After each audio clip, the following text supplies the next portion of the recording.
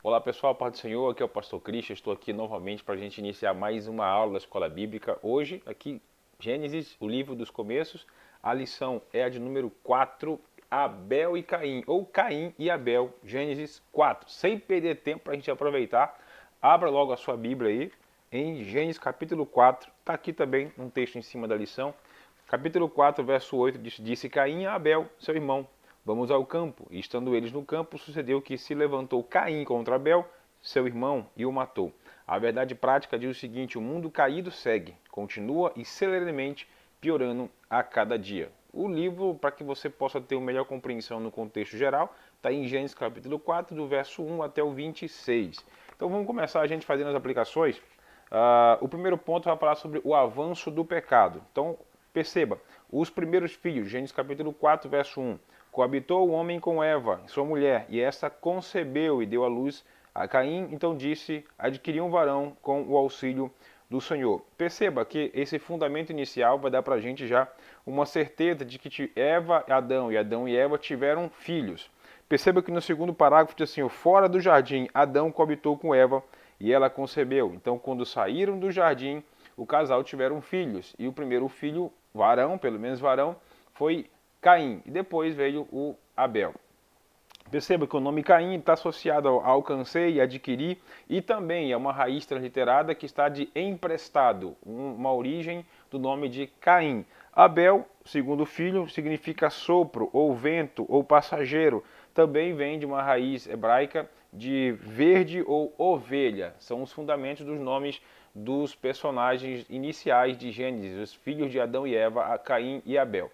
Perceba que todo judeu, quando ele ia aplicar o nome, ele sempre direcionava com um símbolo o nome, projetando de forma profética um fundamento para o nome do indivíduo. Então, eles nunca davam um nome largado, assim, de qualquer forma. Eles sempre olhavam o conceito e o que significava e davam esse nome à criança. Bom, o segundo ponto vai falar sobre a universalidade do pecado. Ao passo que de Caim, perceba, vamos começar aqui falando essa questão universal do pecado, e dentro dessa questão universal do pecado, alguns fundamentos e uns princípios muito importantes. Ao passo que de Caim e de sua oferta não se agradou. Irou-se, pois, de sobremaneira Caim e descaiu-lhe o rosto. Percebe esse início do verso que diz que Deus primeiro olhou para Caim e depois para a sua oferta. Ou seja, Deus primeiro ele olha para o coração, para o indivíduo, para a pessoa, para depois olhar para a oferta. A oferta ela é importante? Claro, tem que ter. É necessário que haja uma oferta. O conceito de oferta no hebraico significa korban. Korban, ou seja, oferta. Korban, que ela é uma oblação, uma oferta em totalidade, plena. Sacrifício vem de karov. Karov, ou seja, vir para perto. Vir para perto é sacrifício. E o korban no hebraico é oferta. Então perceba que a oferta tem um fundamento e um propósito de trazer para perto. Para quem você está oferecendo a oferta? É para Deus? Então a tua oferta com o teu sacrifício, que isso não tem como desfiliar um do outro, elas aproximam Deus de você. Perceba, eu costumo dizer o seguinte, não se assuste. Para que nós possamos nos achegar perto de Deus, hoje, depois da queda do homem, para que nós possamos nos achegar perto de Deus, é necessário a santidade pessoal do indivíduo. Agora, para que você possa atrair Deus para você, é necessário uma oferta. Só que tem gente que se assusta. Então Deus só vem por causa do dinheiro? Não é por causa do dinheiro, é por causa do teu coração. É por causa da tua proatividade, da tua iniciativa. É de você. Perceba o verso. Olhou Deus primeiro para Caim e depois para a sua oferta. Deus não olhou para a oferta primeiro. Deus primeiro olhou para Caim. Olhou para o coração dele, examinou a intenção de Caim e depois olhou para a oferta. Então o julgamento de Deus não foi com a oferta que estava em cima do altar, mas foi primeiro para o coração. É o coração que estava em cima do altar. O teu coração está onde? Tem muita gente com o coração em cima de púlpito, de palanque, de plenária, e esqueceu de colocar o coração em cima do altar. Perceba isso. Então, esse é o primeiro ponto da universalidade do pecado. A gente percebeu que no último parágrafo tem um ponto aqui bem interessante que diz assim, ó, é lamentável que alguns segmentos de igreja tenham deixado de falar sobre o pecado, pois não querem confrontar a comodidade dos pecadores. A doutrina do pecado que a gente estuda na teologia sistemática é a amartiologia. É uma bênção muito legal você entender a questão da queda, do inimigo, por que pecamos, por que hoje somos pecadores. Então, a matéria de amartiologia é uma bênção. E perceba que a afirmação do autor aqui é muito atual, né? É muito atual, que é lamentável que alguns segmentos de igreja deixaram de falar a respeito do pecado, evitando confrontar os pecadores. Essa é a teologia do você vai vencer, ou então você é a fraqueza de Deus. Essa teologia egocentrista dos tempos de hoje, elas estão levando muita gente está sendo levada por ventos de doutrina e está se afastando cada vez mais de Deus. Perceba, é possível que você esteja dentro da igreja e afastado de Deus. Por quê? Porque tem muita gente que está indo ao culto à procura de uma palavra que conforte o seu ego e não que confronte o seu coração. A palavra de Deus, ela não afronta, ela confronta. Nós, quando estamos com o Espírito Santo, nós não temos direito de afrontar ninguém, mas nós temos direito de confrontar com a palavra e com o amor. Essa palavra de Deus gera transformação no coração do indivíduo. Então, muita gente deixou de pregar sobre o pecado. A pregação sobre o pecado, o arrebatamento, Cristo precisa voltar para os nossos púlpitos, para nossas tribunas, para que seja pregado novamente. A questão de prosperidade é importante? Claro que é importante, mas toda a mensagem tem que ser cristocêntrica. Eu não posso usar Cristo como um personagem. Cristo é a palavra, é o verbo, ele é a palavra. Ele não faz parte, ele não está dentro, ele é a palavra. O segundo ponto, vai falar sobre o mal que não é estático. Então perceba que Caim, ele olhou para seu irmão, Caim olhou para Abel e viu o que tinha em Abel e faltava em si. Perceba, Caim olhou para o irmão, viu o que tinha nele e era exatamente algo que faltava em Caim. Ele olhou para Abel e viu assim, caramba, esse meu irmão tem isso. E possivelmente um dos princípios de virtudes de Abel era a sua integridade com Deus. E qual é o conceito de integridade na etimologia hebraica? É inteiro, integridade é inteiro. Caim não era inteiro, tanto é que a sua oferta foi em parte de, mas Abel entregou a primícia das suas ovelhas, pregou o melhor, a primícia, a primeira parte entregou para Deus e Caim entregou uma parte. Então ele não era íntegro, não tinha integridade, não era inteiro com Deus. Você tem sido inteiro com Deus ou só um pedacinho? Um pedaço é para a namorada, um pedaço é para a empresa, um pedaço é para o carro, um pedaço é para a minha função ministerial e esse pedaço que sobrou dessa fatia é para Deus. Você tem sido inteiro, íntegro com Deus? Perceba, se isso faz sentido para você, dá um like, se inscreva no nosso canal para que toda semana a gente possa ter ainda mais subsídio a respeito da nossa lição bíblica. E hoje está uma bênção. Olha só que interessante. Vai falar sobre o primeiro culto. Aqui no ponto 2º da revista vai falar sobre o primeiro culto. Isso aqui é lindo. Eu amo Gênesis por conta disso. Aqui vai trazer para a gente uma luz, uma cosmovisão, vai ampliar a nossa visão acerca de culto. Tem muita gente indo para a igreja, mas não está mais indo para o culto. É diferente ir para a igreja de ir para o culto. Eu sempre falo isso para meus alunos no seminário. Se deixar a porta da igreja aberta e começar a chover, o cachorro entra, irmão. Então ir para a igreja é fácil. Agora ir para culto, ir para o culto, para o culto, prestar culto, é só para verdadeiros adoradores. Por quê? Vou te dizer por quê. Então o culto no grego mais moderno, nem sempre é o koineu, no mais moderno, significa latreia, ou seja, serviço. No hebraico, havod, ou seja, avod, A-V-O-D. Isso significa também serviço, que vem da raiz haved, aved. O avod inicial que eu acabei de falar, ele vem de um conceito de adoração, e essa adoração dá a ideia de entrega. Então perceba, é um serviço de adoração por meio de uma entrega. Então perceba comigo, culto não é lugar de receber, culto é lugar de entrega. Culto, vou repetir, não é lugar para você receber. Ah, eu vou para a igreja porque eu quero receber de Deus. Então você está indo no lugar errado. Você tem que ir no banco para receber alguma coisa. Você quer ir para o culto? É lugar de entrega. Entregar o quê? A minha vida, a minha oferta, o meu sacrifício, o meu culto pessoal para Deus perante o altar do Senhor. Perceba, pastor, então quer dizer que 7h30 da noite, 6 horas da tarde, no domingo, começa o culto? O culto começa quando você acordou de manhã. Acordou de manhã, se você pegou o celular, é o teu culto. Se você começou a adorar, é o teu culto.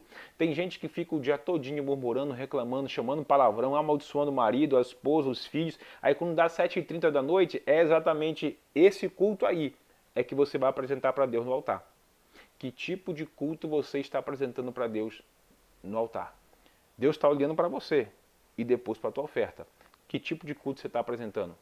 Se todos os cristãos hoje em dia soubessem o conceito original de culto, nossos cultos seriam diferentes. A gente espera a alta performance do pregador, com a eloquência, com o domínio dele, com a palavra, com a teologia, e esquece que o culto não é um lugar de assistir. Ninguém é assistente de culto. Culto é participação, você participa do culto, você dá um glória a Deus, você dá um pulo, dá um salto, está em casa. O culto é o lugar de entrega e nossos cultos têm que ser uma entrega total, porque não tem como garantir o dia de amanhã. Não tem como garantir o culto do domingo que vem. Você está aqui, você tem como garantir, irmão, que você está vivo até outra semana? Não tem. Então, nossos cultos têm que ser desfrutados como se fosse o último culto das nossas vidas. Você está aí, irmão? Dá uma glória a Deus aí. Então, o primeiro culto vai dizer o ponto do culto de Abel. Então, ponto, Abel, por sua vez, trouxe das primícias, ou seja, das primícias do seu rebanho e da gordura. Então, perceba, Abel, a oferta de Abel, ela já tinha oblação na carne, libação no sangue, e ela tinha o cheiro suave da gordura. Só a oferta dele, a ovelha que ele trouxe, ela já estava completa. A ovelha que ele trouxe já tinha carne, já tinha sangue, tinha gordura do próprio animal. Só que Abel trouxe, além disso, também gordura. Para que ele trouxe essa gordura? Olha a oferta de Caim. Caim tinha oblação, né? Mas não tinha libação. Essa oblação, que é a gordura, quem levou foi Abel. E Abel não levou a oblação da gordura para si, porque o animal dele já tinha gordura. A oblação da gordura que Abel levou foi para o irmão Caim. É como se Abel tivesse olhado assim, caramba, o meu irmão não vai levar, ele esqueceu de levar a gordura. Deixa que eu vou levar. Ele pegou e foi levar. Talvez isso também tenha sido um dos motivos que gerou o gatilho para que Caim tivesse ainda mais a insatisfação, a inveja e a ciumeira com Deus, em relação a Abel, seu irmão. Então Abel levou a gordura para o irmão, para Caim. Agora Caim deveria ter levado a libação, que era como se fosse um suco da uva, dos frutos, dos animais, da terra, dos frutos que ele levou, ele não levou. Então não estava completa a oferta de Caim, mas a oferta de Abel estava completa. E Deus se agradou, não pela completude, de forma literal que estava completa a oferta de Abel, mas é um coração em integridade, um coração completo para Deus no altar. É isso que Deus olhou de primeiro ponto. Então perceba que Abel levou a gordura e foi para o seu irmão, e Caim deixou de levar a libação, que poderia ter sido o tipo de fruto, o suco dos frutos da terra da onde ele tinha tirado. Você vai entender um pouco mais essa questão de oferta, sacrifício, muito melhor, quando você lê lá em Levítico, né? Levítico capítulo 1º, 2º, 3º e o 4º. 1, 2, 3, 4 de Levítico, vai craque, você vai entender bênção de Deus sobre questão de oferta. Existem mais de 30 ofertas, irmão. Dízimo, existem pelo menos 3, Mar, Rishon, Shani e Ani. Então, existem vários tipos de oferta, dízimos, ofertas, votos e primícias. Só que a gente às vezes fica comprimido a algumas coisinhas só. Se o dízimo e oferta já é uma dor de dente para muito cristão, quanto mais se falar de toda a economia bíblica de Deus. Então, perceba isso. Procure o pré-sal, profundidade com Deus, você vai ter com certeza bênção sobre a sua vida, porque a provisão e a prosperidade, ela também tem chave com o conhecimento. Procure a sabedoria. Se for o caso, invista. Compre onde houver sabedoria, para que você não possa ficar na inércia, inativo ou inoperante com aquilo que Deus colocar nas suas mãos. Então, o segundo ponto diz o culto de Caim. Deus primeiro olhou para Caim, depois para a oferta, e Deus viu que a oferta de Caim não era uma oferta completa. Faltava algo. Perceba, irmão, uma oferta, ela pode revelar um adorador, um homem, mas um homem pode não revelar a oferta. Você pegou? Uma oferta pode revelar o adorador, mas um homem ou um adorador não pode revelar uma oferta. O que Caim fez? O coração de Caim não revelou a oferta. Tanto o coração quanto a oferta estavam incompletas. Tem gente que está tentando levar para Deus o melhor do seu bolso, mas esqueceu de levar o melhor do seu coração. Você está pegando aí? Você tem que quebrar, matar essa oferta dentro do coração, dentro de você, para depois colocar no altar. Tem ofertas dos nossos cultos vindo para o altar gritando. É a gente pegar assim, eu vou entregar essa oferta aqui, mas eu sei que eu vou me arrepender, que era para comprar um botijão de gás. Irmão, não confunda isso com sacrifício. Mate essa oferta em você e entregue com alegria. Pastor, mas sacrifício vai gerar dor. Sacrifício gera dor, mas não gera remorso no altar. Você está entendendo, irmão? Você está aí? Não é para você ir entregar a sua oferta reclamando. Caramba, não era para me entregar, era para me pagar a conta de energia. Não, irmão. Saiba que vai gerar dor, vai gerar um certo incômodo nas suas economias, mas isso vai gerar bênção, desbloqueio, vai gerar provisão de Deus sobre a sua vida, mas mate essa oferta e entregue no altar. Se você for entregar a sua oferta com murmuração, irmão, fique em paz. Não dê sua oferta não, fique para você. Porque o reino de Deus não precisa de esmola. Deus, ele é o dono de tudo, do ouro e da prata. Acontece que os princípios de dízimos e ofertas é para nos libertar, para saber onde está o tesouro do nosso coração. Então isso, Deus usa muito esse termômetro com a gente para que nós não construamos pequenos ídolos para nós. Amém? Então vamos lá. Outro ponto era o ambiente religioso. Perceba que tanto Abel quanto Caim viviam no mesmo ambiente religioso, o mesmo culto que Adão e Eva, pregavam ou tinham com Deus. Agora ensina-se isso para os filhos. Possivelmente Abel e Caim aprenderam a respeito de culto, de oferta, de altar com Adão, seu pai, porque Deus o orientou assim como é que tinha que fazer.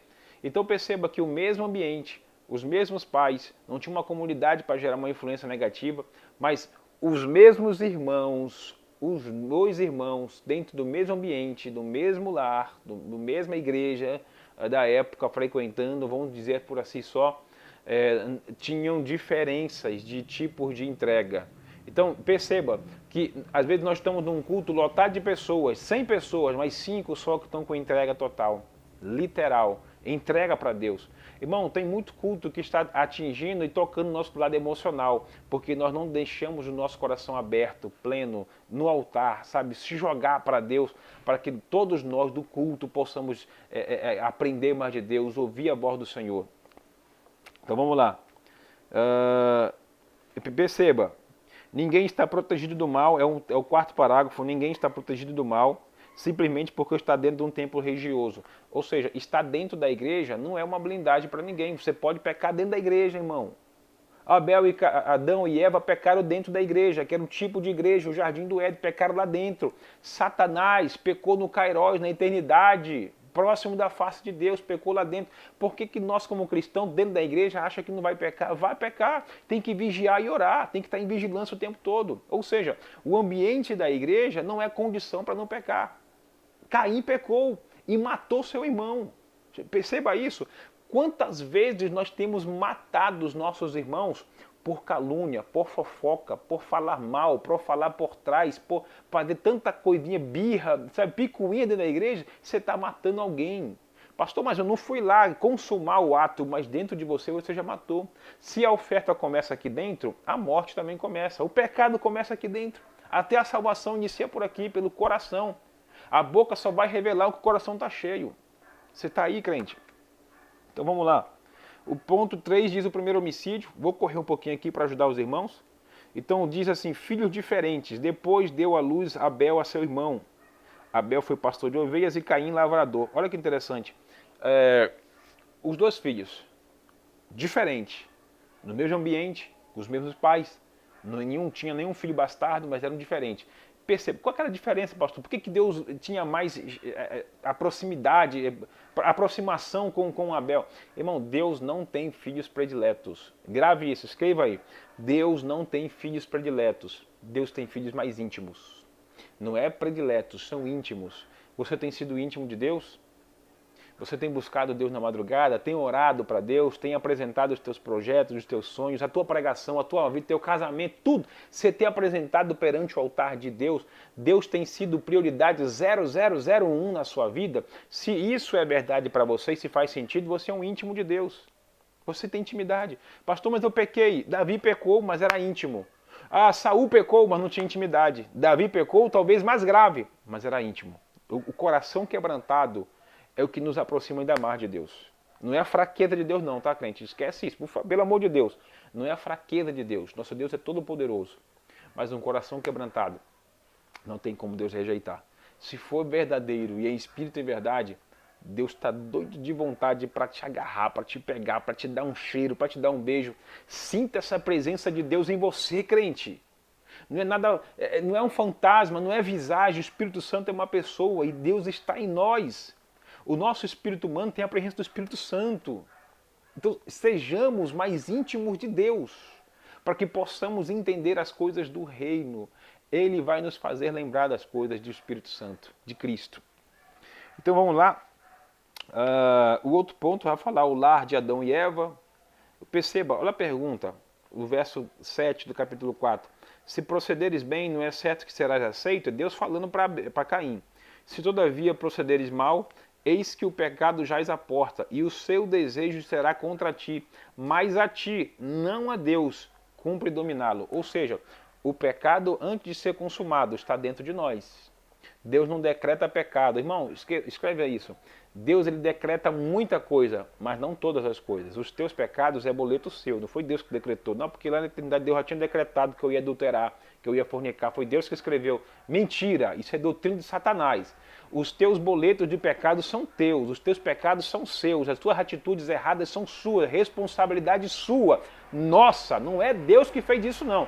O que Deus quer, olha a opção de Deus. Filho, tem o caminho de vida, o caminho de morte. Escolhe a vida. Escolhe a vida. Então Deus não coloca ninguém, irmão. Deus não coloca ninguém nem a tentação para pecar. Deus nos coloca na condição de provação. Tentação não. Tentação não. O próprio Cristo foi tentado e foi conduzido pelo Espírito Santo. Se você está passando por um período de provação e está em Deus, o Espírito Santo está contigo. Se você está sendo tentado, é porque você está dando brecha para algumas coisas. Existem provações com sombra de tentação, mas não é tentação, não é Deus. Se é tentação, não é Deus. Se é aprovação, é Deus fazendo o possível para te aprovar para um outro nível de relacionamento com Ele. Amém, crentes? Vocês estão aí? Então vamos lá, o primeiro homicídio aconteceu. E nesse homicídio que aconteceu, no terceiro parágrafo diz assim, é a primeira vez que a palavra pecado aparece na Bíblia por conta da morte de Abel dentro do jardim, fora do jardim. A morte do irmão. Um irmão matou o outro, um homicídio. Perceba que 25% da população morreu. Ou seja, eram 4?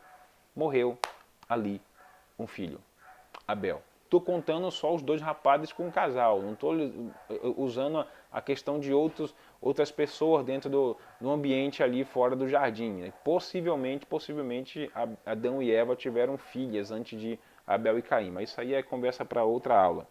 Então perceba, Caim deveria vigiar e se cuidar. Ele não considera a advertência divina e comete o primeiro homicídio da história. Ou seja, Deus falou com ele e Deus sempre fala com a gente. Pastor, mas eu não sou crente, não sou cristão, eu não sigo a lei dos crentes. Mas existe uma lei da consciência dentro de nós que Deus fala em nós. Deus fala conosco. Nós sabemos o que é errado e o que é certo. Até uma criança não coloca a mão no fogo porque ela sabe o que é certo. Vai doer se eu colocar a mão aqui. Ela sabe o que é certo e errado. Todo ser humano sabe o que é certo e errado. Ninguém faz nada involuntário. Não, eu fiz porque não sabia. A grande maioria das atitudes, irmão, o ser humano, o indivíduo, ele sabe o que está fazendo. O outro ponto vai terminar bem aqui, irmão. Provavelmente, Caim matou seu irmão muitas vezes no coração antes de assassiná-lo. De fato, foi o que eu falei no assunto anterior sobre matar. Que a morte, a vida, tudo começa primeiro no nosso coração. Para terminar, o pecado estava dentro de Caim e a consumação foi decidida por ele. Irmão, Hebreus capítulo 11, verso 4, vai falar do sangue de Abel. E o capítulo 12 de Hebreus, verso 24, eu vou ler para os irmãos aqui, que vai falar algo muito importante para a gente fechar e terminar aqui. 11, 24, diz assim, Hebreus, capítulo 12, 24. E a Jesus o mediador, uma nova aliança, e ao sangue da aspersão, que fala melhor do que o de Abel. Então perceba, o sangue de Abel falou, eu vou ler, tem que ler porque senão pode ficar vago. 11, verso 4, Hebreus 11, 4 diz, pela fé Abel ofereceu a Deus o maior sacrifício do que Caim, pelo qual alcançou testemunho de que era justo, a sua justiça por conta da oferta, dando a Deus testemunho de seus dons, e por ela, depois de morto, ainda fala, ou seja, a oferta de Abel, depois de morto, continua falando. Então tem muita gente que pega assim, mas o sangue de Abel, quando caiu, clamou por vingança. Não tem isso, não existe, não tem texto que sustente isso. Não dá para fazer uma exegese e forçar e sangrar o texto. O sangue de Abel não clamava por vingança, nem por justiça, para que Deus fosse correr atrás de Caim. O sangue de Abel, que era um tipo de Cristo, uma projeção profética, um termo que a gente usa na teologia sistemática.